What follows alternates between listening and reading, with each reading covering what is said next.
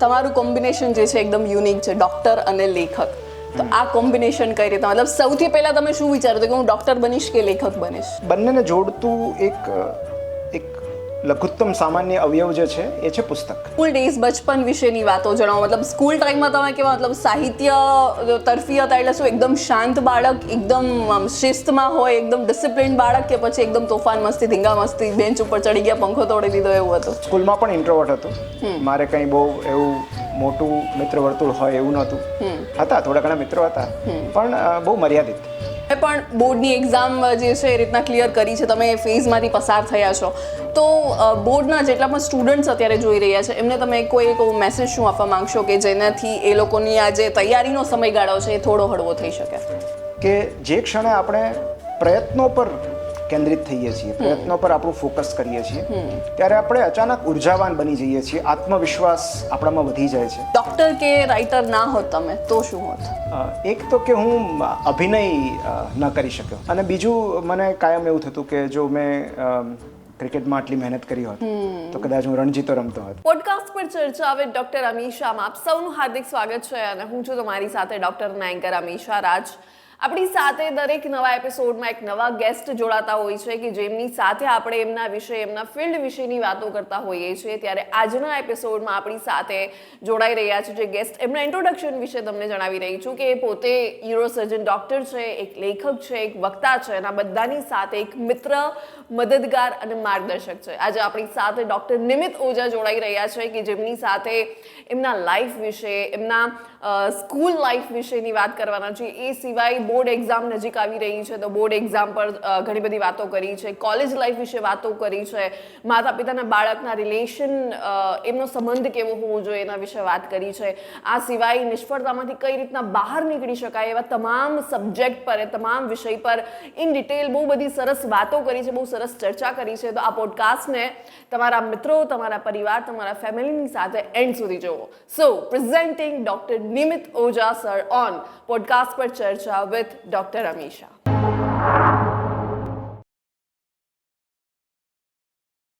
Podcast પર ચર્ચા with doctor અમીશાના નવા એપિસોડમાં આપ સૌનું હાર્દિક સ્વાગત છે અને હું છું તમારી સાથે ડોક્ટર અને એન્કર અમીશા રાજ. ફિલહાલ તમે મારી સાથે જોઈ શકો છો કે ફ્રેમમાં ડોક્ટર નિમિત ઓઝા સર આપણી સાથે જોડાયા છે. આપનું મોરબી અપડેટમાં, મોરબીમાં હાર્દિક સ્વાગત છે. Thank you so much. કેમ છો સર? કેવું ચાલે છે જીવન?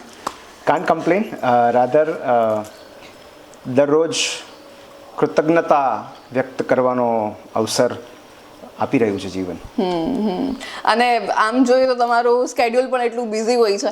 મારે મતલબ જ્યારે ફાઇનલ થયું ને કે સરની સાથે ઇન્ટરવ્યૂ કરવાનું, કારણ કે આપણે પહેલાં બી કરેલો છે, તમે લાસ્ટ ટાઈમ બી આવેલા હતા, પણ બહુ શોર્ટ ઇન્ટરવ્યૂ હતો, ત્યારે સરનું પ્રોમિસ લીધેલું કે મને થોડો વધુ સમય આપી શકો તો વધારે પડતી વાત થઈ શકે આપણે.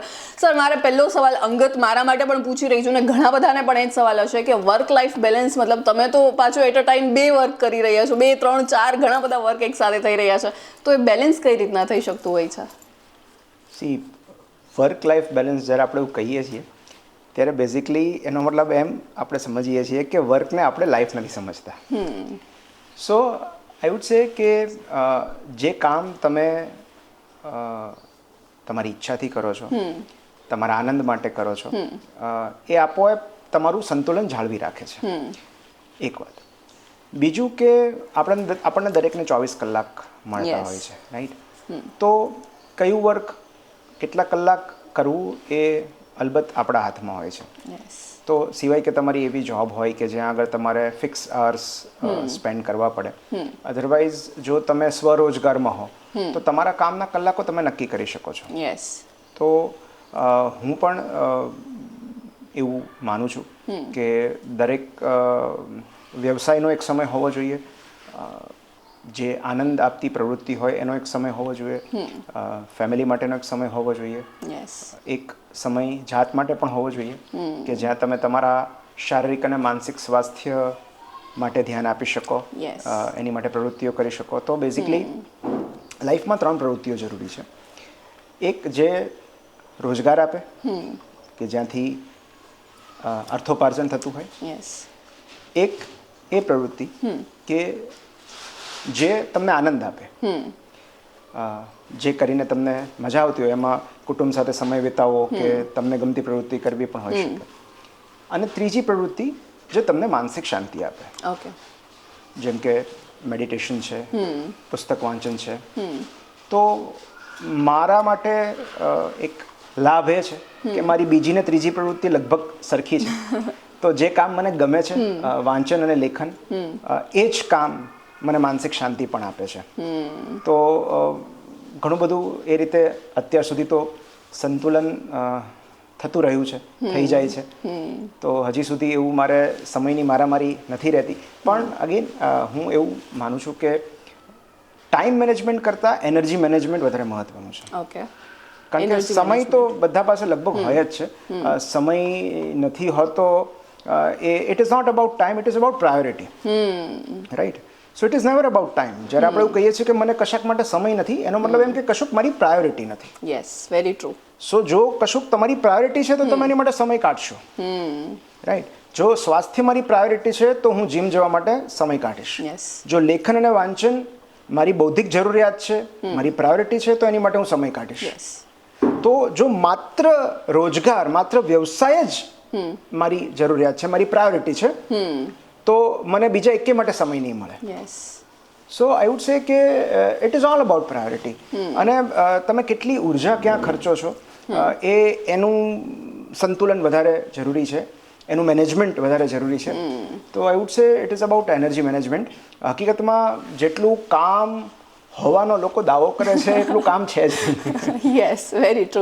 અને અત્યારની જનરેશનમાં સ્પેશિયલી યંગસ્ટરમાં આ ઇશ્યુ બહુ છે જ કે મતલબ તારી પાસે મારા માટે સમય નથી. બટ તમે જે કીધું ને કે it's all about energy, not time. મતલબ તમારા માટે કઈ જગ્યાએ વધુ સમય આપવો જરૂરી છે તમારે ડિસાઈડ કરવાનું છે, અને એ પ્રમાણે ટાઈમ જે છે આપોઆપ મેનેજ થઈ જતો છે. બહુ સરસ વાત એક સરે પણ કીધી છે કે વર્ક લાઈફ બેલેન્સ મતલબ એ એવી રીતના હોવું જોઈએ કે તમે કામને તમારા જીવનમાં જ એ રીતના વણી લો, અથવા તો તમે પરિવારની સાથે, એ બંને તો કોમન હોય છે કે કામને સમય આપો ને પરિવારને સમય આપો, પણ ત્રીજી એક મહત્વની વસ્તુ એ છે કે પોતાના માટે પણ તમે સમય કાઢો. ખાલી કામ અને પરિવાર નથી, પોતાને સ્વસ્થ રાખવા શારીરિક રીતે અને માનસિક રીતે, એ પણ બંને જરૂરી છે. એટલે હવે 3 વસ્તુને સમય આપવાનો થઈ ગયો છે, કામને, પરિવારને ને પોતાની જાતને. ઓકે સર, તમારું કોમ્બિનેશન જે છે એકદમ યુનિક છે, ડૉક્ટર અને લેખક. તો આ કોમ્બિનેશન કઈ રીતે, મતલબ સૌથી પહેલા તમે શું વિચાર્યું કે હું ડૉક્ટર બનીશ કે લેખક બનીશ? બેઝિકલી હું એટલા માટે, ભલે કોમ્બિનેશન થોડું વિચિત્ર છે, વિરોધાભાસી છે, પણ બંનેને જોડતું એક લઘુત્તમ સામાન્ય અવયવ જે છે એ છે પુસ્તક.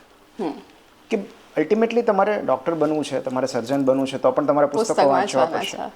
તમને સાહિત્યનો શોખ છે, તમારે લખવું છે, તો પણ તમારે પુસ્તકો વાંચવા પડશે. તો બેઝિકલી મને બાળપણથી પુસ્તકો વાંચનનો શોખ રહ્યો છે. નાનપણથી મને કવિતાઓ પ્રત્યે, સુગમ સંગીત પ્રત્યે, ગુજરાતી ભાષા પ્રત્યે બહુ લગાવ રહ્યો છે, બહુ વહાલ રહ્યું છે. તો ડૉક્ટર બનવાની જે યાત્રા છે તો બહુ મોડી શરૂ થઈ. કારણ કે તમે 12મા ધોરણ પછી MBBSમાં પ્રવેશ લો, અને પછી MS ચાલે, અને પછી તમે સર્જરી કરો, એટલે યુરોલોજી કરો. ધીરે ધીરે એ તમારું જે કારકિર્દી છે એ ધીરે ધીરે આગળ વધતી જાય. પણ તમે જે અત્યારે પ્રવૃત્તિ કરી રહ્યા છો કોઈ પણ, એના બીજ બાળપણમાં ક્યાંક વવાયેલા હોય છે. ઓકે. તો અત્યારે મને ભાષા ગમે છે એનું કારણ કદાચ મારા શિક્ષકો છે, મારા કુટુંબનું વાતાવરણ છે, કે જ્યાં આગળ કવિતાનું વાંચન થતું હોય, કે કવિતાની વાતો થતી હોય, કે સુગમ સંગીત સંભળાતું હોય. તો બાળપણમાં જે ને બાળક એક્સપોઝ થાય છે, અમુક વર્ષો પછી કદાચ બાળક આપમેળે એ પ્રવૃત્તિ તરફ ખેંચાય છે. તો બાળપણમાં જે વાર્તાઓ મેં સાંભળેલી, અથવા જે શિક્ષકો પાસેથી જે ગુજરાતીના પાઠ ભણેલા, તો એ વખતે એટલી ખબર પડતી કે આ ગમે છે. સાહેબ જ્યારે લોહીની સગાઈ ભણાવતા હોય ત્યારે રૂવાડા ઊભા થઈ જાય, રડવું આવી જાય, તો જુમો ભીસ્તી વાંચીને રડી પડાય. તો આ સંવેદનશીલતા દરેક બાળકમાં હોય. અને જ્યારે આ વાત આપણે સ્કૂલમાં ભણતા હોઈએ ત્યારે આપણને આ શબ્દો ગમતા હોય, કવિતાઓ ગમતી હોય, તમને ગુજરાતી ભાષા વિષય ગમતો હોય, તો પછી એવું બને કે થોડા સમય માટે જ્યારે તમે તમારા પ્રોફેશનલ કરિયર માટે કે તમારા શૈક્ષણિક કારકિર્દી માટે તમે એનાથી થોડા દૂર ચાલ્યા જાઓ. પણ એક તબક્કો એવો આવે છે કે જ્યારે તમે બધેથી નિરાશ થઈ જાઓ છો, અને તમે જે ઈચ્છ્યું હોય છે તમને નથી મળતું, અને છેવટે તમે તમારા બાળપણના પ્રેમ પાસે પાછા આવો છો. યસ. તો આ સાહિત્ય મારો બાળપણનો પ્રેમ છે જે મારી શૈક્ષણિક કારકિર્દી દરમિયાન હું એનાથી વિખૂટો પડી ગયેલો. પણ મને એ વાતનો આનંદ છે કે ફાઇનલી હું મારી ભાષા, મારા શબ્દો, મારી અભિવ્યક્તિ તરફ હું પાછો ફર્યો છું. કારણ કે એ દરેક માટે જરૂરી હોય છે અને મને તો એણે નવજીવન બક્ષ્યું છે. મારી ભાષાએ, મારા શબ્દોએ, મારી અભિવ્યક્તિએ મને નવજીવન આપ્યું છે. તો હું કાયમ એનો આભારી રહીશ, મારા બાળપણનો, એ સમયનો, એ શિક્ષકોનો, એ વાતાવરણનો કે જેણે મને આટલી સરસ ભાષા, આટલા સરસ સાહિત્ય તરફ વાળ્યો, મને વાંચતો કર્યો, મને રુચિ જગાડી.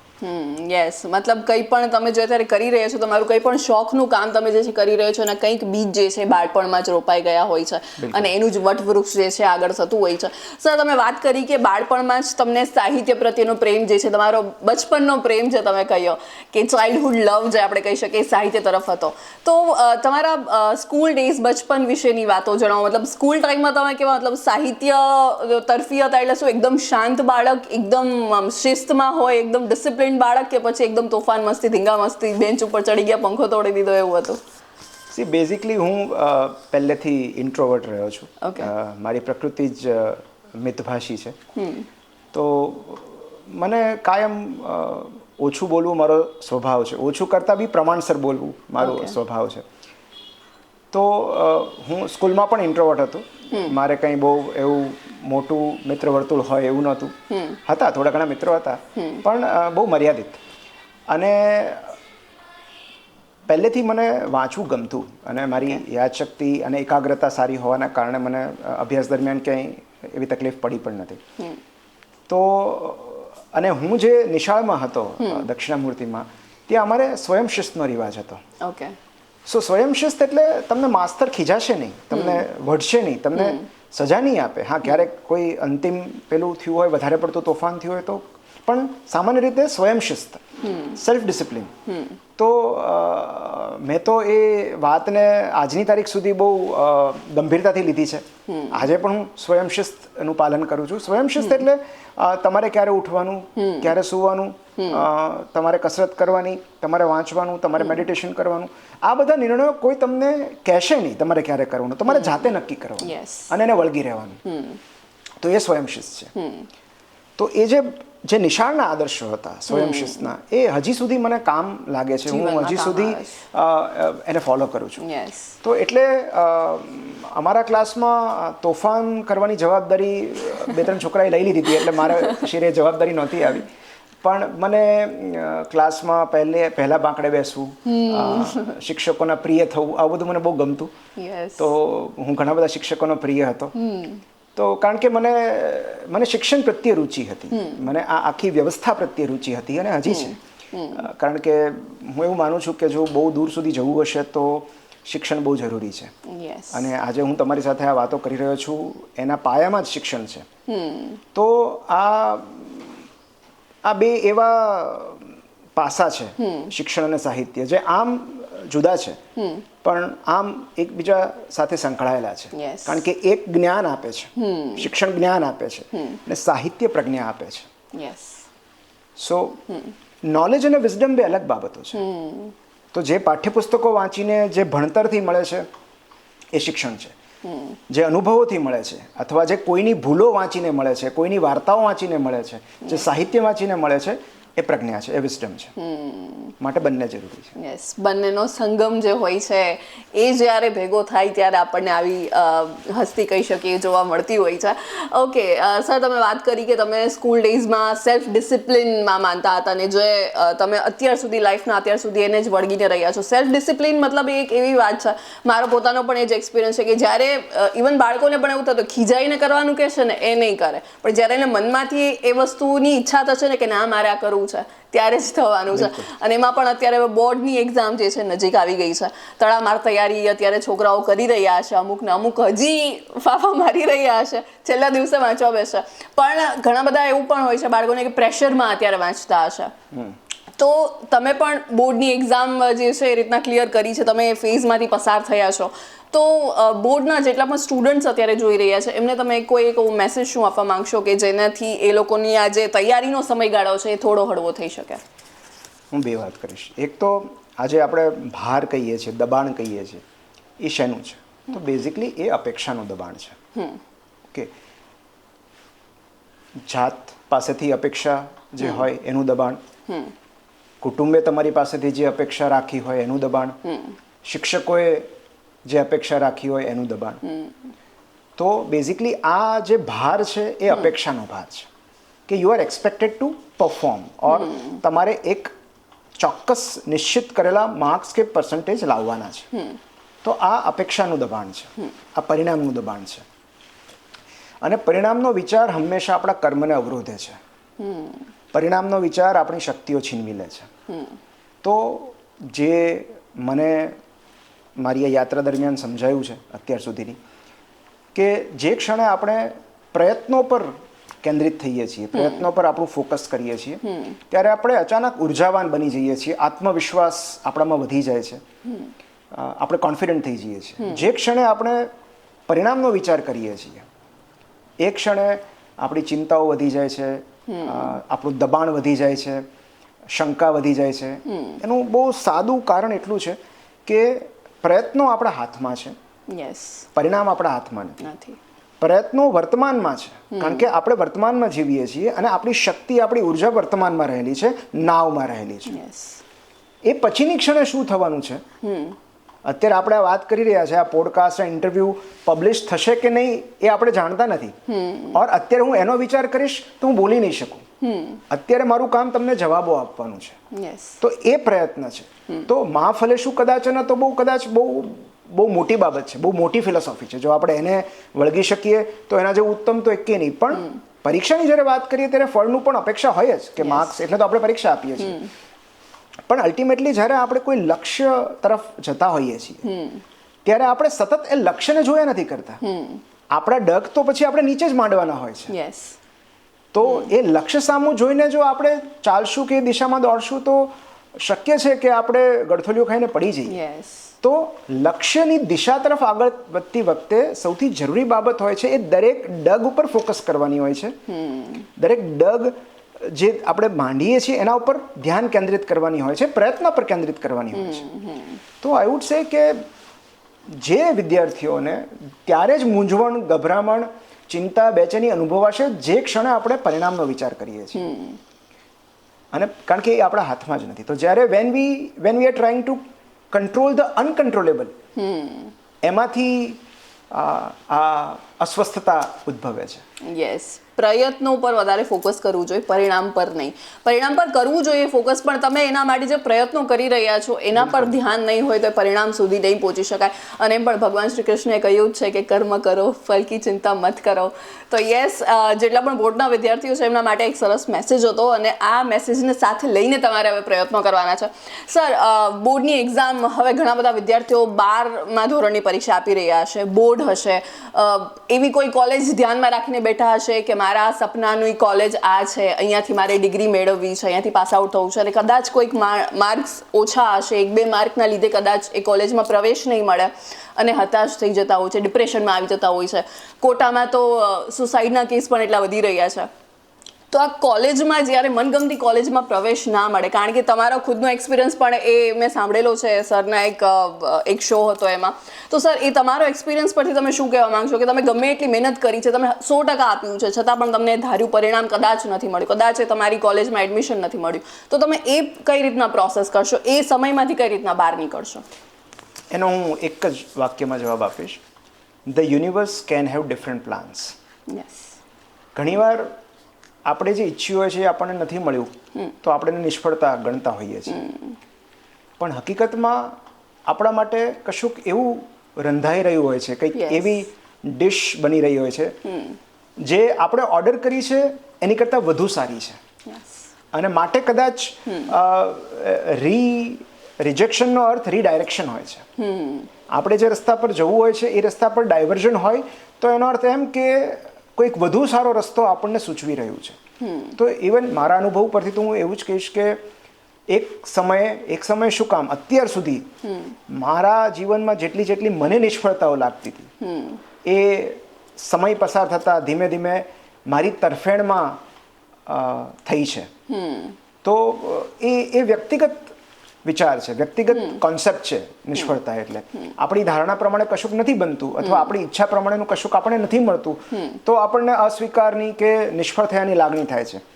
પણ હકીકતમાં બ્રહ્માંડની ગતિ અને નિયતિના નિયમો કંઈક અલગ હોય છે. તો આપણે માટે શું સારું છે એ આપણે કરતાં કોઈક વધુ સારું જાણે છે. યસ, એ સમજણ જ્યારે આવે છે ત્યારે ઘણી બધી બાબતો સાથે આપણે સમાધાન કરી લેતા હોઈએ છીએ. પેલું કહેવાય ને કે લાર્જ પિક્ચર તમે નથી જોઈ શકતા, એ ઉપરની કોઈ શક્તિ જે છે જોઈ શકે છે અને એ બધું જોઈને તમારા રસ્તા જે છે ડિસાઈડ થતા હોય છે. એ ઘડી પૂરતું આપણને લાગે કે આ નિષ્ફળતા છે, પરંતુ એ ક્યાંક ને ક્યાંક તમારી સફળતાની સીડી જે છે તમે ચડી રહ્યા છો. અને એ જ શીખવાની જરૂર છે કે નિષ્ફળતાના સમયમાં ડિપ્રેશનમાં જવાના બદલે એને કઈ રીતના પોઝિટિવ લેવું, એ સમયનો કઈ રીતના સારી રીતના યુટિલાઇઝ કરવો આપણે ને એમાંથી આગળ વધવું. ઓકે સર, તમારા જીવનની કોઈ પણ એક એવી મોમેન્ટ કે જે તમારા દિલની નજીક હોય, મતલબ એવું કોઈક તમને પૂછે કે આ એન્ડ છે, અહીંયા લાઈફ પૂરી થઈ જાય છે, તો એવી કઈ એક ક્ષણ હશે કે જે તમારા આંખની સામેથી ફ્લેશ મારી દીકરીનો જન્મ. Okay, that is something very beautiful, કારણ કે દરેક પિતા જે છે એમનો આન્સર આ જ હોઈ શકે. ઓકે, નેક્સ્ટ સવાલ હું તમને એ પૂછીશ કે કોઈ પણ 3 એવી એડવાઇસ તમે આપો જે પણ યંગસ્ટર છે અને એમના પેરેન્ટ્સ વચ્ચેનું રિલેશનશિપ, કારણ કે અત્યારે જનરલી જોવા જઈએ ને તો આજે એજ ગેપ આવતો હોય છે ને એમાં વધારે પડતી કડવાશ જે છે આવતી હોય છે માતા પિતા અને યંગસ્ટર જે છે એમના વચ્ચે. તો 3 એડવાઇસ કે જે માતા પિતા પણ લઈ શકે અને બાળકો પણ લઈ શકે એમના.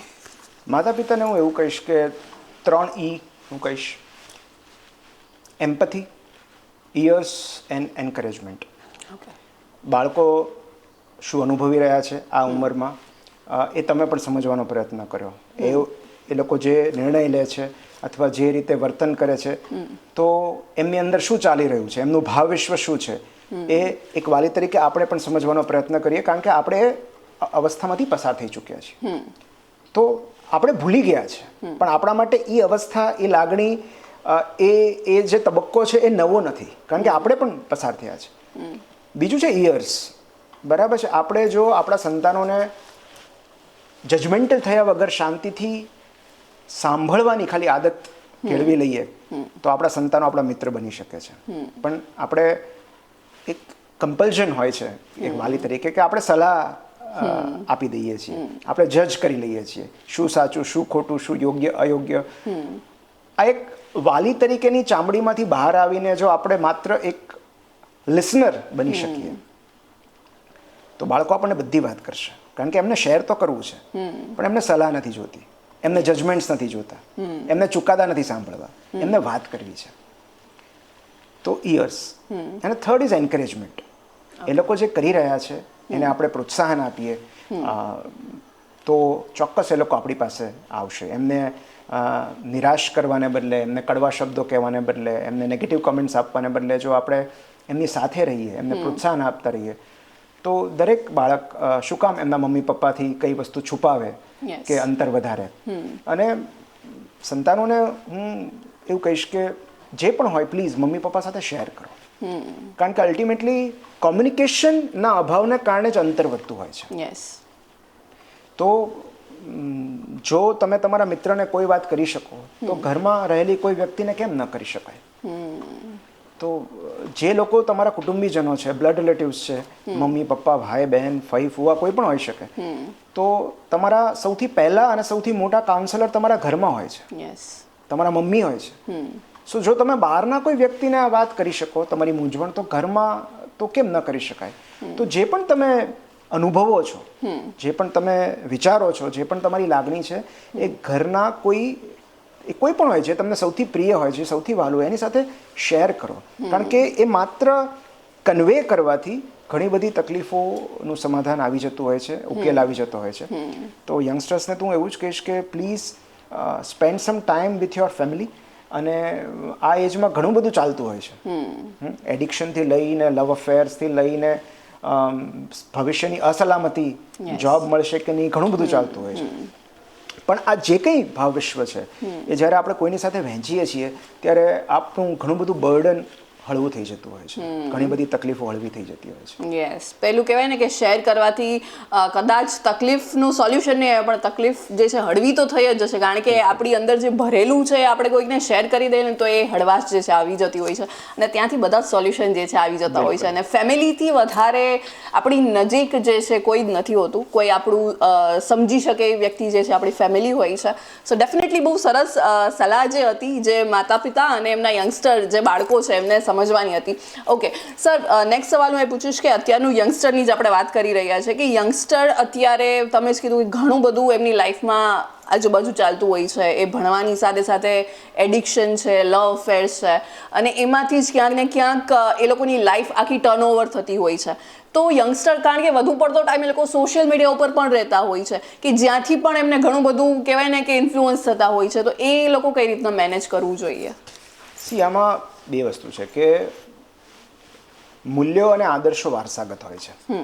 Okay, so it runs in families કે આજે મારી દીકરી કેવો વ્યવહાર કરશે અથવા એનું આચરણ કેવું હશે એવું નક્કી કરવું ઇનડાયરેક્ટલી મારા હાથમાં છે. કારણ કે હું જે સદગુણો ઈચ્છું છું કે એનામાં આવે એ સદગુણો મારે એને ભણાવવાના નથી, મારે એને પ્રવચન નથી આપવાનું, મારે ખાલી એ સદગુણોનું આચરણ કરવાનું છે. ઓકે, તો જો હું પ્રામાણિક નહીં હોઉં તો હું એવી અપેક્ષા ના રાખી શકું કે હું એને એ પ્રામાણિક હોઈ શકે મારી દીકરી. સો પ્રવચનથી કોઈ યુવાનને કે બાળકને આપણે જે ઈચ્છીએ છીએ એ માર્ગે કે સદાચારના માર્ગે લઈ નથી જઈ શકતા. આપણે એનું આચરણ કરવું પડે છે. We have to follow the values કે જેમાં આપણે માનીએ છીએ, આપણે બિલીવ કરીએ છીએ. તો આઈ વુડ સે પહેલી તો એ વારસાગત બાબત છે કે કુટુંબનું વાતાવરણ કેવું છે, ઘરનું વાતાવરણ કેવું છે. કારણ કે સૌથી પહેલાં બાળક એના મમ્મી પપ્પાથી પ્રભાવિત થાય છે, જગતથી તો પછી પ્રભાવિત થાય છે. સૌથી મોટું ઇન્ફ્લુઅન્સ ફેમિલીનું હોય છે. યસ, તો અને બેડ ઇન્ફ્લુઅન્સથી બચવાનો એક જ રસ્તો છે, એ છે કે ગુડ ઇન્ફ્લુઅન્સ વધારતા જવું. તો આદર્શો, મૂલ્યો એ વારસાગત બાબત છે. અને બીજું, અમુક ઉંમર પછી યુવાનોને પણ એવું સમજાય છે કે એમના માટે શું સારું છે, શેમાં મજા આવે છે એ નહીં, પણ લાંબા ગાળે એમના માટે શું સારું છે.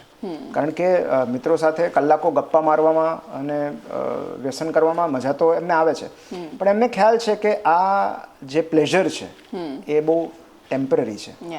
અને લાંબા ગાળે એમના માટે શું સારું છે એ ધીમે ધીમે યુવાનોને ખ્યાલ આવતો હોય છે.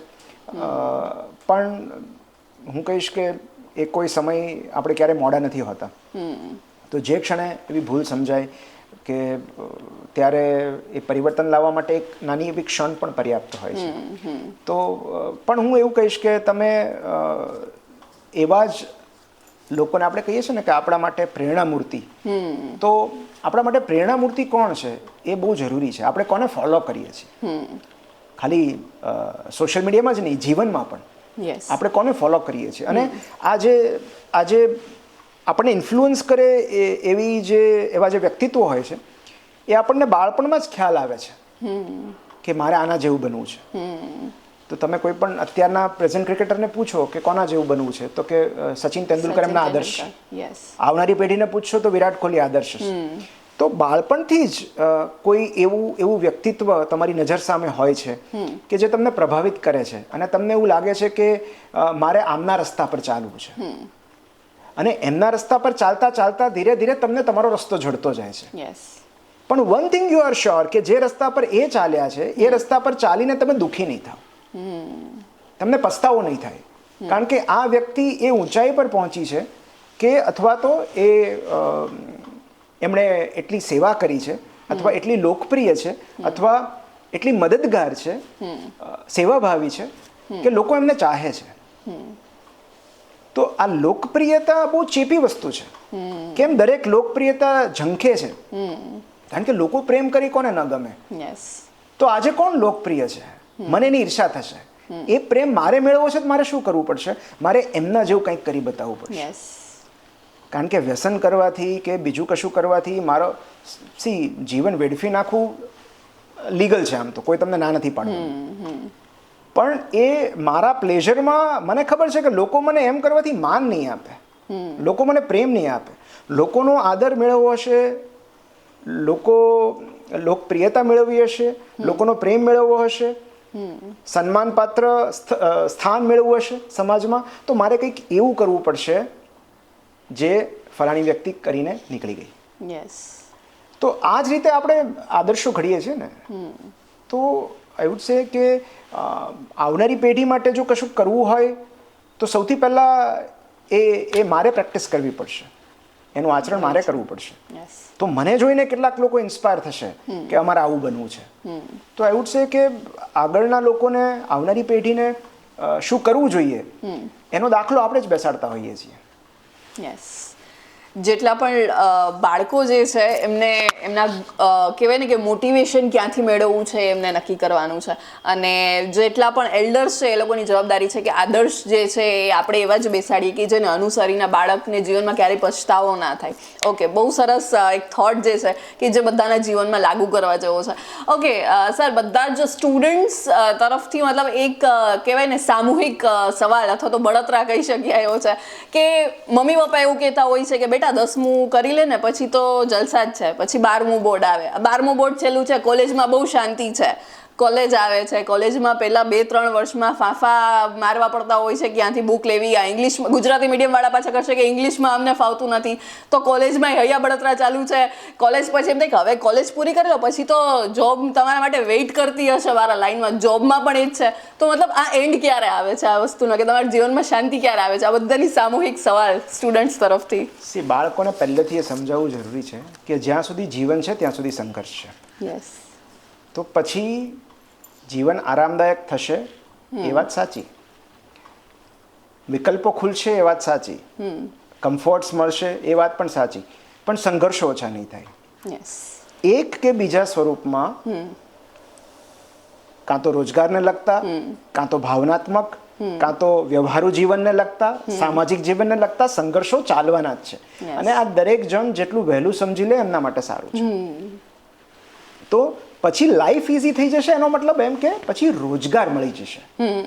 ઓકે, તમારે રોજગાર માટે ભટકવું નહીં પડે. યસ. અને હકીકત શિક્ષણનો ઉદ્દેશ્ય જ એ છે ને કે તમે જ્યારે શિક્ષણ મેળવો છો, જેટલું ઉચ્ચ શિક્ષણ મેળવો છો એટલું વિકલ્પો વધારે ખુલતા જાય છે. યસ. તો એ તો કોલેજમાં બેસીને પણ સંઘર્ષ તો વાંચવાનો કરવો જ પડશે, પરીક્ષા આપવાનો, ભલે એ માઇક્રો સંઘર્ષ છે.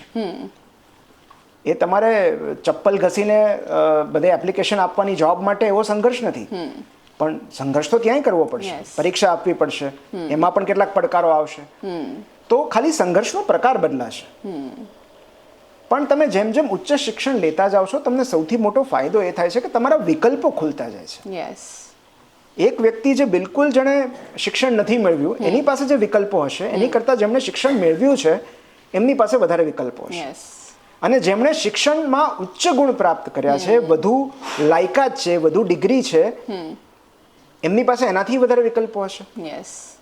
તો સંઘર્ષો ઓછા નથી થતા, એનો ખાલી પ્રકાર બદલાય છે. તો તમે કેવા સંઘર્ષો ઈચ્છો છો એ તમારે નક્કી કરવાનું છે. યસ.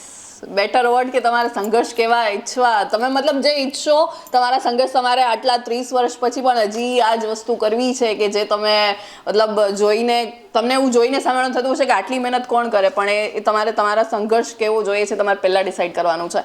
અને પેલું બી કહી શકીએ કે જેમ એજ વધતી જાય, જેમ મોટા થાય એમ આપણી મેચ્યોરિટી પણ આવતી જતી હોય છે, એટલે સંઘર્ષ સાથે ડીલ કરવાની થોડીક પ્રોસેસ જે છે હળવી થઈ જતી હોય છે. ઓકે સર, તમારા લાઈફની જર્ની વિશે જાણવું છે, મતલબ બાળપણથી લઈ અને કહી શકીએ કે પ્લે હાઉસ, કેજી, સ્કૂલમાં કઈ રીતના, સ્કૂલની તો વાત જાણી આપણે, કોલેજ ડ્યુરિંગ અને અત્યાર સુધીની લાઈફની જર્ની તમારી કેવી રહી? મેં પહેલાં જ જે તમે પૂછ્યો પહેલો જ જવાબ એ હતો કે એક કાન કમ્પ્લેન, અને બીજું કે સંપૂર્ણ કૃતજ્ઞતા સાથે હું આ જે કંઈ જીવનયાત્રા છે એના માટે ઈશ્વરનો આભાર માનું છું. કારણ કે જેવું જીવન હું અત્યારે જીવું છું અથવા અત્યાર સુધી જેવું મને મળ્યું છે એની માટે મારી પાસે ગ્રેટિટ્યૂડ સિવાય બીજો કોઈ શબ્દ નથી, કૃતજ્ઞતા સિવાય હું બીજું કશું જ વ્યક્ત કરી શકું એમ નથી. કારણ કે મને ખબર નથી કે હું આને લાયક છું કે નહીં, આ જે કંઈ મને મળ્યું છે, પણ એટલી મને ખબર છે કે હું બહુ ભાગ્યશાળી છું, કારણ કે બધાને આ નથી મળતું.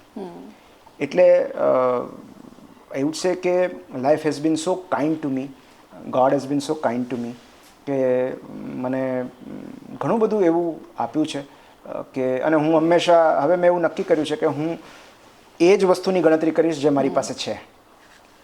તો કારણ કે આપણી પાસે જે છે એની આપણે ગણતરી કરીએ તો એ લિસ્ટ ઘણું લાંબુ થતું હોય છે. તો કારણ કે જે નથી એ આપણે જ્યારે ગણવા બેસીએ છીએ ત્યારે જે છે એ ચૂકાઈ જાય છે, ભૂલાઈ જાય છે. એટલે ઓલવેઝ કાઉન્ટ યોર બ્લેસિંગ્સ. અને હું એવા કેટલા બધા આશીર્વાદ છે કે જેની માટે મારે ઈશ્વરનો આભાર માનવો જોઈએ. યસ ડેફિનેટલી બધાને મતલબ જીવનના એક સમયે મતલબ એવું સ્ટેજ આવે છે કે જ્યારે આપણને પાછળનું આપણું પાસ્ટ જોઈએ તેમ થાય કે આપણે ઘણી લાંબી જર્ની જે છે તે કરી છે, અને અપ્સ એન્ડ ડાઉન્સ તો બધાની લાઈફમાં આવતા હોય છે, પણ એમાંથી જે પાર નીકળી જતા હોય છે વિથ લાઈક ગ્રેસફુલી જે બહાર નીકળી જતા હોય છે એ જ સમથિંગ ઇઝ લાઈક ઇમ્પોર્ટન્ટ હોય છે. ઓકે, પોડકાસ્ટનો સર એન્ડ તરફ આપણે પહોંચી ગયા છે. એન્ડ કરીએ પહેલાં એક રેપિડ ફાયર રાઉન્ડ જે છે આપણે અહીંયાથી રમવાનો છે કે જેના આન્સર તમારે એકદમ ક્વિક આપવાના છે. રેડી? ઓકે, સૌથી પહેલો સવાલ છે હિલ સ્ટેશન કે beach? Hill station. Okay, perfect dinner night તમારા માટે કહી શકો, મતલબ ઘરે બેસીને પલાઠી વાળીને જમવું કે એક ફેન્સી રેસ્ટોરન્ટ? ફોન વગર બધા ફેમિલી મેમ્બર્સ વાતો કરતા હોય, દરેક જણ એક જ ટેબલ પર હોય, એ ક્યાંય પણ હોય, કોઈ પણ એક સ્થળે કુટુંબના બધા સભ્યો સાથે મળીને વાત કરે છે without any screen, it is perfect dinner. એક એક્સ્ટ્રા એડ થઈ ગયું કે વિધાઉટ ફોન કે જે અત્યારે વિધાઉટ એની સ્ક્રીન, ટીવી પણ નહીં, ફોન પણ નહીં, માત્ર વાતો, ક્વોલિટી ટાઈમ, માત્ર વાતો, અને બસ બધા સાથે. ઓકે, નેક્સ્ટ સનસેટ કે સનરાઈઝ? સનસેટ. ઓકે, રાઇટિંગ કે reading? That's a difficult question. Reading. Okay, sports કે movie? Sports. Okay. What do you love the most, like you being doctor or you being writer? Actually, I being myself. Okay. But still તમારે choose કરવાનું છે તો તમે like doctor હું તમને કહું as a કે writer? it is a difference between to be and to become. Okay. Okay. So મેં રાઇટર માટે ક્યાંય કોઈ ગ્રેજ્યુએશન કોર્સ નથી કર્યો. So I am a writer. And doctor માટે મેં તાલીમ લીધી છે. So I have become a doctor. Okay, so doctor હું બન્યો, લેખક હું હતો. ઓકે, ક્યાં વાત હે, very nice answer. Okay, next favourite તમારો એસ્કેપ કયો હોઈ શકે? તમે થાકી ગયા છો, કંટાળી ગયા છો અને તમારે એક શાંતિથી ક્વોલિટી ટાઈમ તમારી સાથે જોઈએ છે. વેલ, ફેવરેટ એસ્કેપ યુઝ્યુઅલી અત્યારે તો હું મારા રૂમમાં હોઉં છું. એ પરિચિત વાતાવરણ, I would say, rather then room, પરિચિત વાતાવરણ. આઈ થિંક ઘરથી વધારે મોટું એસ્કેપ બીજું કોઈ હોઈ ન શકે. એ સૌથી દુઃખદ પરિસ્થિતિ હોય છે જ્યારે લોકોને ઘરેથી એસ્કેપ લોકો શોધતા હોય છે. તો આઈ થિંક સૌથી મોટું એસ્કેપ આપણા બધાનું એ ઘર જ છે, કારણ કે આપણે અલ્ટિમેટલી જીવનથી થાકી હારી કંટાળીને છેવટે તો ઘરે જ આવતા હોઈએ છીએ. ઓકે, સો લાસ્ટ 2 ક્વેશ્ચન. ડોક્ટર કે રાઇટર ના હોત તમે તો શું હોત? હા, મને 2 અફસોસ રહ્યા છે. ઓકે, એક તો કે હું અભિનય ન કરી શક્યો. એટલે રાધર મને અભિનય બહુ ગમે છે. ઓકે, કારણ કે મારા પપ્પા નાટકો કરતા. ઓકે, સો એમણે બહુ બધા ડ્રામાસ પરફોર્મ કરેલા છે, મેં જોયેલા છે. મેં બી બધા ડ્રામાસ બહુ બધા પરફોર્મ કરેલા છે સ્કૂલ ડેઝમાં. તો મને અભિનય હંમેશા આકર્ષે છે, મને બહુ જ ગમે છે અભિનય. અને બીજું મને કાયમ એવું થતું કે જો મેં ક્રિકેટમાં આટલી મહેનત કરી હોત તો કદાચ હું રણજીતો રમતો હોત. Okay, so this is like આ છે, આ મલ્ટિપલ પેશન ડિસઓર્ડર છે. તમને એમ થાય કે મારે આ પણ કરવું છે, મારે આ પણ કરવું છે, મારે આ પણ કરવું છે. પણ હેવિંગ સેડ દેટ, મેં પહેલાં પણ કહ્યું કે ગ્રેટિટ્યુડ ઇઝ ધ વર્ડ. શું નથી મળ્યું અથવા શું નથી બની શક્યા, મને ઘણીવાર ગાયકોની પણ ઈર્ષા થાય છે કે હું ગમે એટલા શબ્દો કહું પણ જે અંતરને જે હલબલાવી લેતી જે વાત મ્યુઝિકમાં છે એ બીજા એકેયમાં નથી. તો music is the universal language. એમને શબ્દોની જરૂર નથી. તો મને ગાયકોની બહુ ઈર્ષા થાય કે હું કેમ ગાઈ નથી શકતો. તો હું શું નથી બની શક્યો એનું લિસ્ટ તો બહુ લાંબુ છે, પણ આઈ વુડ સે કે હું અત્યારે જે છું એ વાતનો મને બહુ આનંદ અને સંતોષ છે. અને એટલા માટે આઈ એમ સેટિસ્ફાઈડ કે મને જે આપ્યું છે I will gleefully accept it. Okay પણ કદાચ એવું બની શક્યું હોત કે ડોક્ટર નિમિત ઓઝા સર જે છે આપણને કદાચ કોઈ ફિલ્મમાં દેખાતા હોત as a hero Gujarati Hindi movie. Film કરતા મને નાટકો વધુ આકર્ષે Okay, છે. So okay, drama. મને રંગભૂમિ વધારે આકર્ષે છે. ઓકે લાસ્ટ ક્વેશ્ચન, કોઈ એવી એક તમારા લાઈફનો ઇન્સિડન્સ, એવી એક ઘટના કે જે બની ગઈ છે પણ તમારી પાસે એક એવો ચાન્સ હોય કે તમે એને રિવર્સ કરી શકો, તો એ કઈ ઘટના હોઈ શકે? આમ તો એવી ઘણી બધી ઘટનાઓ છે કે જે હું રિવર્સ ઈચ્છું તો મારે રિવર્સ કરવી છે. હું મારા જીવનમાં જે કંઈ ઘટનાક્રમ છે એને બદલવા નથી માગતો, પણ હું કેટલાક એવા વડીલોને પાછા લાવવા માંગીશ, ખાસ કરીને મારા સાસુ કે જે બહુ નાની ઉંમરે. તમારા સાસુ? હા. તમારા વાઈફના મોમ? યસ. અરે વાહ. કે બહુ નાની ઉંમરે અમારા મેરેજ પહેલાં એક્સપાયર થઈ ગયા. ઓકે. સીકેડી. ઓકે. સો એ વધારે રહ્યા હોત અમારી સાથે તો ચોક્કસ ગમત. એ અમારું લગ્ન જીવન જોઈ ન શક્યા. યસ. મારા દાદી, મારા દાદા. તો જો કંઈ રિવર્સ કરવાનું હોય તો ઓબ્વિયસલી જે લોકો તમારા જીવનમાં નથી એને Yes. તમે પાછા લાવવાની ઈચ્છા વ્યક્ત કરો. બાકી જે બન્યું છે એ બધું જ પરફેક્ટ છે. ઇવન સંઘર્ષો પણ પરફેક્ટ છે, નિષ્ફળતા પણ પરફેક્ટ છે. એન્ડ આઈ એમ થેન્કફુલ કે આ બધું થયું. રિજેક્શન પણ જરૂરી મને અત્યારે વહાલા લાગે છે, કારણ કે આપણા જીવનમાં જે કંઈ વીત્યું હોય છે, જે કંઈ બન્યું હોય છે, એ આપણને એક એવી ક્ષણ માટે તૈયાર કરતું હોય છે જે હવે આવનારી છે. યસ. સો અત્યારે જે હું છું, જે મારું ઘડતર થયું છે, એ બધા સંઘર્ષોએ, નિષ્ફળતાએ, રિજેક્શન્સે જ કર્યું છે. તો હું એમાંથી કંઈ કાઢી લઈશ તો મારી અત્યારની જાત અધૂરી રહી જશે. Yes, very true. કેટલો કોઇન્સિડન્સ છે, મતલબ લાસ્ટ પોડકાસ્ટમાં જય વસાવડા સરને પણ સેમ આ જ સવાલ પૂછ્યો હતો અને એમને સેમ આ જ જવાબ આપ્યો હતો કે જે મારા મોમ ડેડ છે, કોઈ પણ સ્વજન જે મારા જે છૂટી ગયા છે મારા જીવનમાંથી, એમને ફરીથી બોલાવી શકવાનો ચાન્સ મળે, અને બધાનો ઓલમોસ્ટ આ જ જવાબ હોય છે. Okay, so that's it. Thank you so much sir. બહુ મજા આવી તમારી સાથે વાત કરીને, ઘણું બધું મને શીખવા મળ્યું છે અને આઈ એમ શ્યોર કે જેટલા પણ લોકો અત્યારે જોઈ રહ્યા હશે આ પોડકાસ્ટ, એમને પણ ઘણી બધી નવી વસ્તુ, નવી વાતો જાણવા મળી હશે. થેન્ક યુ સો મચ, તમે સમય આપ્યો, અને ફરીથી એક પ્રોમિસ તમારી સાથે લઈને જઈશ કે ફરીથી મોરબી આવો ત્યારે ફરીથી થોડો વધુ સમય આપો. એક વર્ષમાં ત્રીજી વાર મોરબી આવી રહ્યો. સો અત્યાર સુધી મોરબી આવવાનું નથી થયું, પણ હમણાં ઉપરી મોરબી આવવાનું થયું, અને ત્રીજી વાર તો કદાચ આપણે મળી રહ્યા છીએ. Yes. Yes, thank you so much. Thank you so much. Thank you.